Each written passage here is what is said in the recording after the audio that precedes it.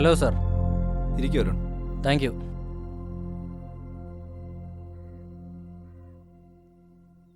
Usually ക്ലയൻസിനെ ഒന്നും ഞാൻ എൻ്റെ ക്വാർട്ടേഴ്സിൽ എൻ്റർടൈൻ ചെയ്യാറില്ല. പിന്നെ അരുൺ എന്നെ പേഴ്സണലായിട്ട് കണ്ടേ പറ്റൂ എന്ന് പറഞ്ഞത് കൊണ്ട് മാത്രമാണ് ഞാൻ ഇങ്ങോട്ട് വരാൻ പറഞ്ഞത്. ഒരു കാര്യം ഞാൻ അരുണിനെ പ്രത്യേകം ഓർമ്മിപ്പിക്കാം. ഒരിക്കലും പോലീസിനോടും വക്കീലിനോടും കള്ളം പറയരുത് എന്നല്ല. അത്യാവശ്യം കള്ളമൊക്കെ പറയാം, പക്ഷേ സത്യം അത് മുഴുവനായി പറഞ്ഞേ പറ്റൂ. എങ്കിലേ എൻ്റെ മുന്നിൽ വന്നിരിക്കുന്നതിന് എന്തെങ്കിലും ഉപയോഗമുണ്ടാകൂ. പ്രത്യേകിച്ച് ഞാനൊരു പോലീസുകാരൻ കൂടി ആവുമ്പോൾ ഒട്ടും കള്ളം പറയാൻ പാടില്ലല്ലേ സാർ? സാറ് പറ, ഞാൻ എവിടെ നിന്ന് തുടങ്ങണം? അല്ലേ വേണ്ട, ഞാൻ തന്നെ പറയാം. സാറിന് ആവശ്യമുള്ള എടുത്തിട്ട് ബാക്കി കളഞ്ഞേക്ക്. Okay. Yes Arun, you can start. I will give you 5 minutes time to complete your story.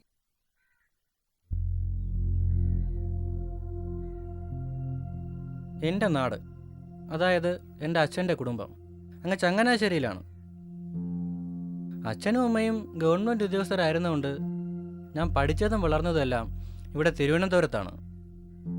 എനിക്കും ഇവിടെ ആയിരുന്നു ഇഷ്ടം. അതുകൊണ്ട് തന്നെ ഞാൻ അധികം നാട്ടിലോട്ടൊന്നും പോകാറില്ലായിരുന്നു. അതുമാത്രമല്ല, എൻ്റെ ചേച്ചിയെ കെട്ടിച്ചയച്ചതും ഇവിടെ തിരുവനന്തപുരത്താണ്. ചേച്ചിയാണ് എനിക്ക് എല്ലാ സഹായങ്ങളും ചെയ്തു തന്നിരുന്നത്. അതായത് ഞാൻ എൻ്റെ എല്ലാ ആവശ്യങ്ങളും നേടിയെടുത്തിരുന്നത് എൻ്റെ ചേച്ചി വഴിയാണ്. ഞാൻ MBA എടുക്കുന്നത് തന്നെ എൻ്റെ ചേച്ചിയുടെ സഹായത്തോടെയാണ്. PSC കോച്ചിങ്ങിന് പോകാൻ പറഞ്ഞ അച്ഛനോട് MBAയുടെ അഡ്മിഷൻ വരെ പറഞ്ഞ് ശരിയാക്കി തന്നത് എൻ്റെ ചേച്ചിയാണ്. അതുകൊണ്ട് അവൾ എന്ത് പറഞ്ഞാലും ഞാൻ കേൾക്കും.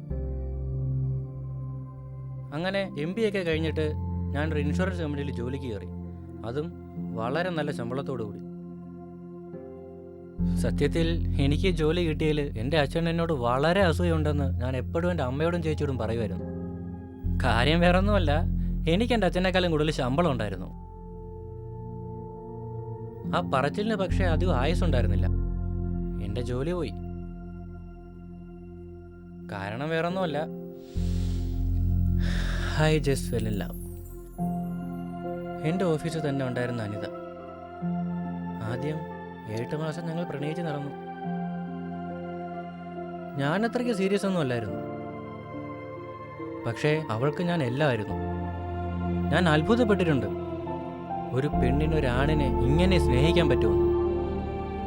ചിലപ്പോൾ എൻ്റെ ചേച്ചി എന്നെ സ്നേഹിക്കുന്നതിനേക്കാളും കൂടുതലായിട്ട് അവൾ എന്നെ സ്നേഹിക്കുന്നുണ്ടോ എന്ന് വരെ എനിക്ക് തോന്നിയിട്ടുണ്ട്. പക്ഷേ വിചാരിച്ച പോലെ അത്ര എളുപ്പമായിരുന്നില്ല കാര്യങ്ങൾ.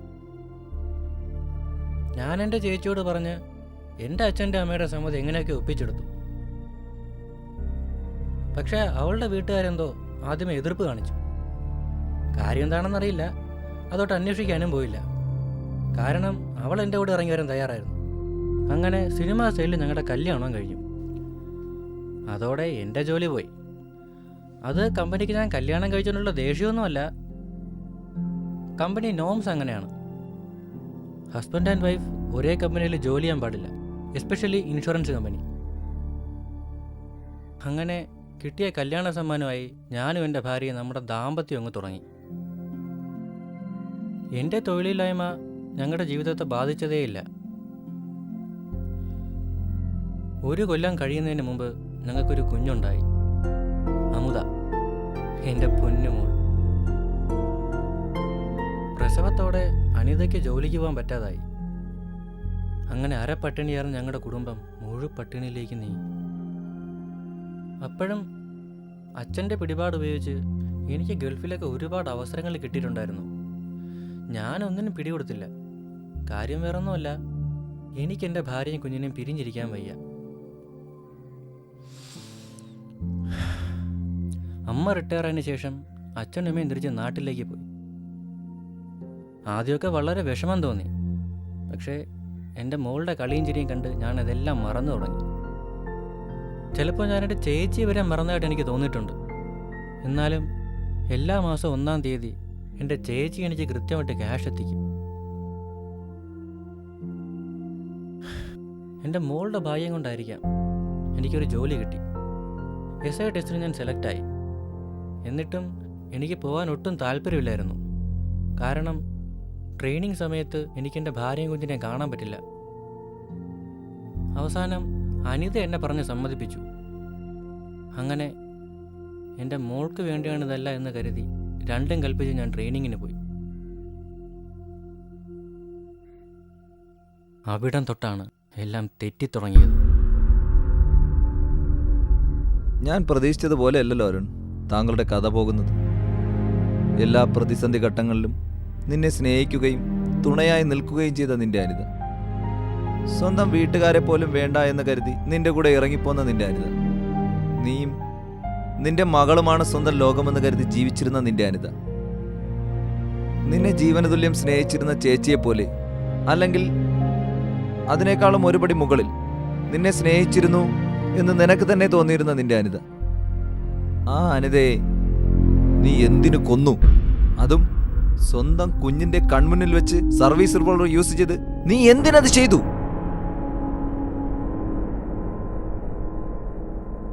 പത്ത് മാസം ഉണ്ടായിരുന്ന പോലീസ് ട്രെയിനിങ് 10 കൊല്ലം പോലെയാണ് എനിക്ക് തോന്നിയത്. ഈ മാസങ്ങൾക്കിടയിൽ വല്ലപ്പോഴും മാത്രമാണ് എനിക്ക് വീട് വരെ വരെയുള്ള പെർമിഷൻ ഉണ്ടായിരുന്നത്. ട്രെയിനിങ് കഴിഞ്ഞ് വീട്ടിൽ വന്നപ്പോഴേക്കും അനിതയിൽ എന്തൊക്കെയോ ഒരുപാട് മാറ്റങ്ങളുള്ളതുപോലെ. ആദ്യമൊക്കെ ഇതെൻ്റെ വെറും തോന്നലായിരിക്കും എന്ന് കരുതി ഞാൻ സമാധാനിച്ചു. അപ്പോഴേക്കും എനിക്ക് പോസ്റ്റിംഗ് ആയി, അത് മലപ്പുറത്തേക്ക്. ആ സമയം അനിതയും ജോലിക്ക് പോകാൻ തുടങ്ങിയിരുന്നു. അതുകൊണ്ടായിരിക്കാം അവൾ എൻ്റെ കൂടെ വരാൻ ഒട്ടും കൂട്ടാക്കിയില്ല. അത് കാരണം ജോലി വരെ കളയാൻ ഞാൻ തയ്യാറായിരുന്നു. എൻ്റെ അച്ഛൻ്റെ പിടിപാട് ഉപയോഗിച്ച് അവസാനം എനിക്ക് തിരുവനന്തപുരത്ത് തന്നെ പോസ്റ്റിംഗ് ആയി. ഞാനതിൽ വളരെ സന്തുഷ്ടനായിരുന്നു. പക്ഷെ അനിതയ്ക്ക് എന്തോ അതൊട്ടും ഇഷ്ടമല്ലാത്ത പോലെ. അവളെന്തോ എന്നിൽ നിന്നും അകലാൻ ശ്രമിക്കുന്നത് പോലെ ഒരു തോന്നൽ. ഞാനത് പലവട്ടം അവളോട് ചോദിക്കുകയും ചെയ്തു. പക്ഷേ ഒട്ടും തൃപ്തികരമല്ലാത്ത മറുപടിയാണ് അവൾ എനിക്ക് തന്നുകൊണ്ടിരുന്നത്. എന്നിട്ടും ഞാൻ ക്ഷമിച്ചു. പക്ഷേ പതുക്കെ പതുക്കെ അവൾ എൻ്റെ കുഞ്ഞിനെ എൻ്റെ അകറ്റാൻ തുടങ്ങി. അതെനിക്ക് സഹിക്കാവുന്നതിലും അപ്പുറമായിരുന്നു. അവസാനം ദൈവമായിട്ട് എനിക്ക് കുറച്ച് കാര്യങ്ങൾ കാണിച്ചു തന്നു. ഒരു ദിവസം ഞാൻ നേരത്തെ വീട്ടിൽ വന്നപ്പോൾ അവളെൻ്റെ കുഞ്ഞിനെ ഒരു മുറിയിൽ ഉറക്കി കിടത്തിയിട്ട് അടുക്കളയുടെ മൂലയ്ക്ക് നിന്ന് ആരോടോ ഫോണിൽ സംസാരിക്കുമായിരുന്നു. അവളെന്ന് പറഞ്ഞത് എനിക്ക് ഇപ്പോഴും ഓർമ്മയുണ്ട്. അവൾക്ക് ഈ ജീവിതം മടുത്തു, ഇനിയും കള്ളത്തരം കാണിച്ച് മുന്നോട്ട് പോകാൻ പറ്റില്ലെന്ന്. കള്ളക്കഴുകയുടെ മോള്. അവൾക്ക് എന്നോടുള്ള ജീവിതം മടുത്തെന്ന്. ഇത്രയും നാൾ എന്നോട് കാണിച്ചത് കള്ളസ്നേഹമായിരുന്നെന്ന്. അതെന്നെ ജീവനോടെ കത്തിക്കുന്നതിന് തുല്യമായിരുന്നു. ദേഷ്യം കൊണ്ട് ഞാൻ അവളെ അലറി വിളിച്ചു. എന്നെ കണ്ടതും അവള് ഫോണ് മാറ്റി കളഞ്ഞു. ഞാൻ എത്ര ചോദിച്ചിട്ട് അവൾ എനിക്ക് തന്നില്ല. അതും പോരാ, എന്റെ മുന്നിൽ വെച്ചിട്ടുള്ള നമ്പർ ഡിലീറ്റ് ചെയ്ത് കളഞ്ഞു.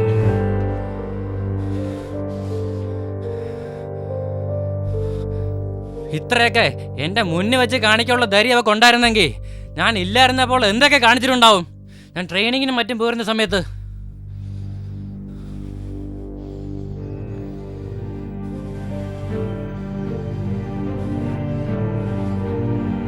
ഞാൻ ഒന്നും ആലോചിച്ചില്ല. തോക്കെടുത്തവളെ വെടിവെച്ചു. ഒരു തവണയല്ല, അതിലെ ബുള്ളറ്റ്സ് തീരുന്നത് വരെ. ചെയ്ത് കഴിഞ്ഞിട്ടാണ് ഞാൻ ആലോചിച്ചത്, അവളുടെ ആ കള്ള കാമുകന്റെ പേര് കൂടി ചോദിച്ചിട്ട് കൊന്നാ മതിയായിരുന്നെന്ന്. പക്ഷേ ഒന്ന് മൂളാൻ പോലെയുള്ള ജീവൻ അവളുടെ ശരീരത്തിൽ ബാക്കിയില്ലായിരുന്നു.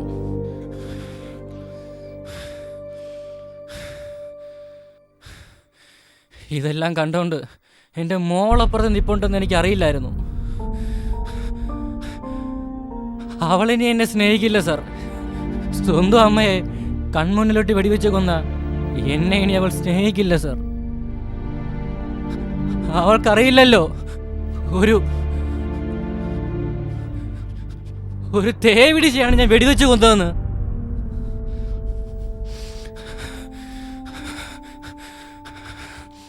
അവൾക്ക് 3 വയസ്സായിട്ടുള്ളൂ സാർ.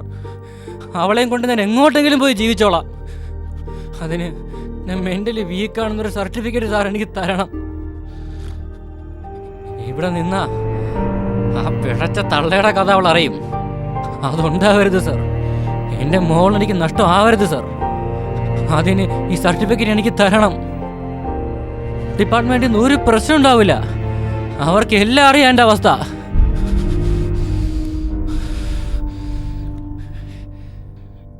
ഇതുപോലുള്ളവർക്ക് വെടിവെച്ച് കൊന്നില്ലെങ്കിൽ ഞാൻ എന്തിനാണ് സാർ മീശ ചെയ്യുമ്പോൾ ചാണെന്ന് പറഞ്ഞ് നടക്കുന്നത്? അല്ലെങ്കിൽ നീയൊന്നും മീശയും വെച്ച് ആണെന്ന് പറഞ്ഞ് നടന്നിട്ട് ഒരു കാര്യവുമില്ല. മീശ വെച്ചെന്ന് പറഞ്ഞ് മാത്രം ഒരുത്തനും ആണാവില്ല. അതിന് മറ്റുള്ളവരെ മനസ്സിലാക്കാൻ കഴിയണം ആദ്യം. 4 വർഷം നിന്റെ കൂടെ ജീവിച്ച ഭാര്യയെ മനസ്സിലാക്കാൻ കഴിയാത്തവനാണോ ആണ്? എന്താ സാറേ, എൻ്റെ കഥ കേട്ടിട്ട് നിങ്ങൾക്ക് പുച്ഛം തോന്നുന്നുണ്ടോ?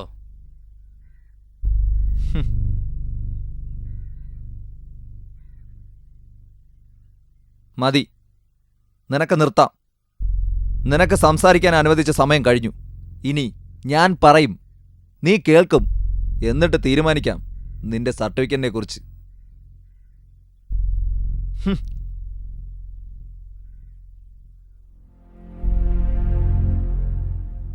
ഇവിടെ നീ ഇത്രയും നേരം പറഞ്ഞതെല്ലാം സത്യമാണ്, അതെനിക്കറിയാം.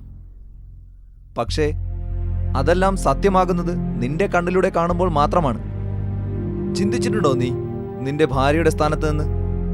അങ്ങനെ നീ ചിന്തിച്ചിരുന്നെങ്കിൽ നിനക്ക് നിന്റെ കുടുംബം നഷ്ടപ്പെടില്ലായിരുന്നു. ഇന്നിവിടെ ഒരു മനോരോഗ വിദഗ്ധന്റെ മുന്നിൽ കള്ള സർട്ടിഫിക്കറ്റിനായി കെഞ്ചേണ്ടി വരില്ലായിരുന്നു. അതെങ്ങനെയാ? എല്ലാവർക്കും അവനവന്റെ ഭാഗം മാത്രം അറിഞ്ഞാൽ മതി.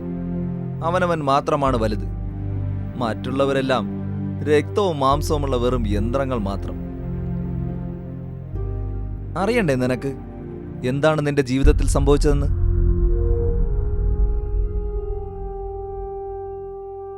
ആദ്യം മുതലേ നീ വാദോരാതെ സംസാരിക്കുന്നുണ്ടായിരുന്നല്ലോ നിന്റെ കുടുംബ സ്നേഹത്തെക്കുറിച്ച്.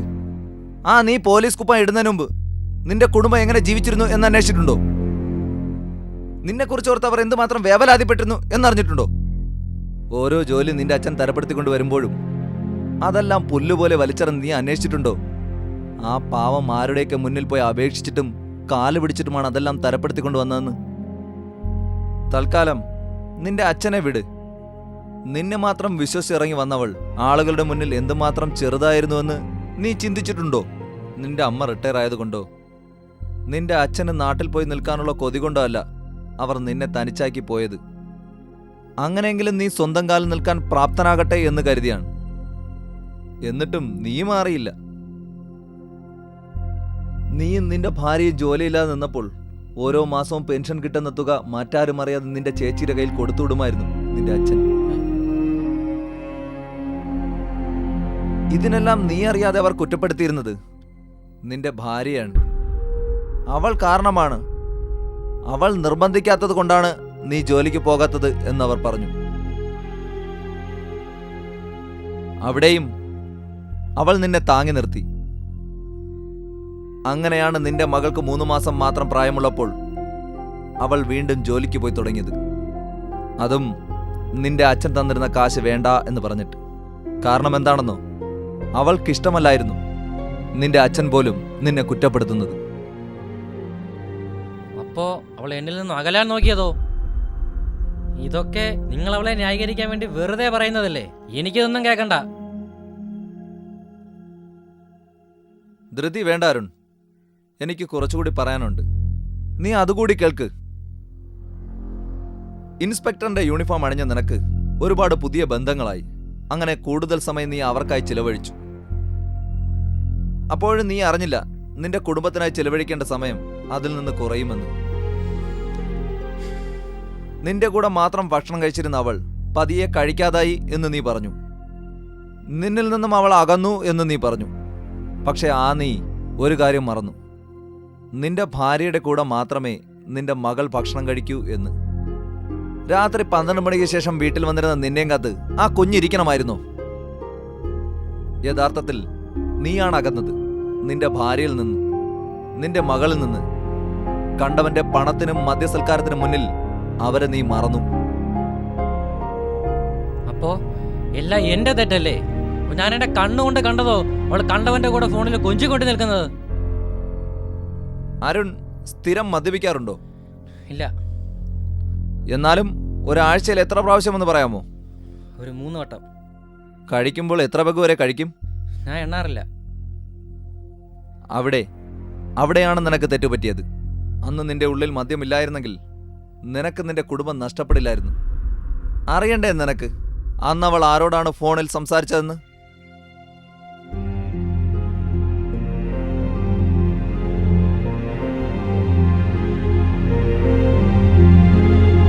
നിന്റെ അച്ഛനോട്. എൻ്റെ അച്ഛനോടോ? എൻ്റെ അച്ഛനോട് ഇങ്ങനെ സംസാരിക്കണം? ഇത് കള്ളം, പച്ചക്കള്ളം. അല്ല, അതാണ് സത്യം.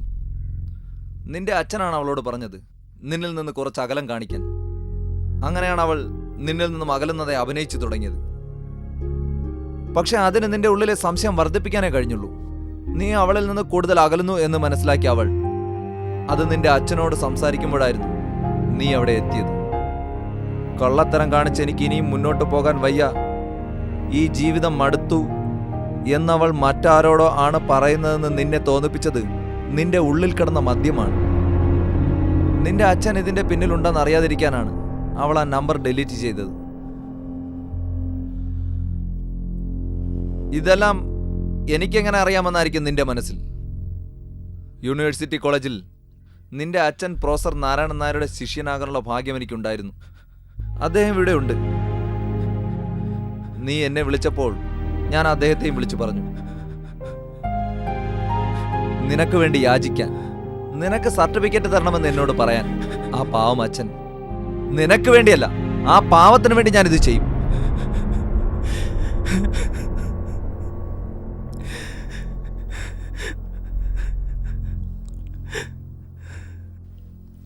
നിന്റെ അച്ഛന് ചിലപ്പോൾ നിന്നോട് ക്ഷമിക്കാൻ കഴിഞ്ഞേക്കും. ഞാൻ അദ്ദേഹത്തെ ഇങ്ങോട്ട് വിളിക്കാം. വേണ്ട, എനിക്ക് മാപ്പ് വേണ്ട. ആരൊക്കെ എന്നോട് ക്ഷമിച്ചാലും എന്റെ മനസാക്ഷി എന്നോട് ക്ഷമിക്കില്ല.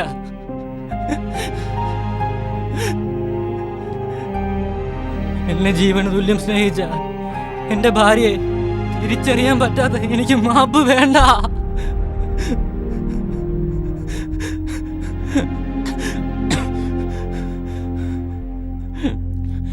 എൻ്റെ മോളെ എൻ്റെ അച്ഛൻ നോക്കിക്കോളും. ആ സർട്ടിഫിക്കറ്റ് അർഹതയുള്ള ഏതെങ്കിലും നിരപരാധിക്ക് കൊടുക്കണം സാർ. എന്നെപ്പോലൊരു കൊലയാളിക്കത് വേണ്ട. എനിക്ക് പുറത്തിറങ്ങണ്ട. ഞാനിനി തിരിച്ചു വരില്ല. ഞാനിനി ഒരിക്കലും തിരിച്ചു വരില്ല.